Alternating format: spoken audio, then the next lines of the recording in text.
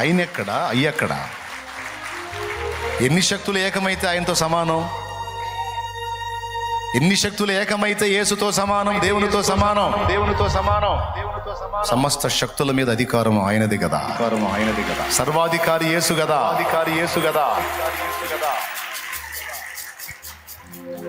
అతన్ని కలిగిన సమస్తాన్ని నువ్వు ముట్టొచ్చు, అతని ప్రాణమును ముట్టవద్దు అంటే ముట్టాడా? మరి వాడు వల్లయిందా? ఈ దయ్యాలు, ఈ శక్తులన్నిటి లీడర్ సైతాను గాడైతే వాడికే లేదు వితౌట్ పర్మిషన్ మనం టచ్ చేయడానికి. తోలు ఊడిద్ది వాడికి. స్తోత్రం. దేవుడు పర్మిషన్ ఇవ్వకుండా ఎట్లా ముడతాడు? ఏబుకును అతన్ని కలిగిన సమస్తమునకును కంచె వేశాడు, అది తీసి మిగిలినవన్నీ ముట్టు, అతని ప్రాణమును మాత్రం ముట్టవద్దని వార్నింగ్ ఇస్తే అన్నీ ముట్టిన సైతాను ఏబు ప్రాణాన్ని ముట్టలేకపోయాడు. ఎందుకు? దేవుడు పర్మిషన్ ఇలా.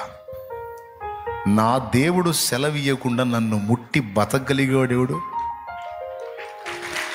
నా దేవుని సెలవియ్యకుండా, నా దేవుడి సెలవియ్యకుండా నన్ను టచ్ చేసి బతికి బట్టగట్టి మళ్ళా సమాజంలో తిరిగేవాడెవడు? నామరూపాలు లేకుండా సర్వనాశనమైపోతారు.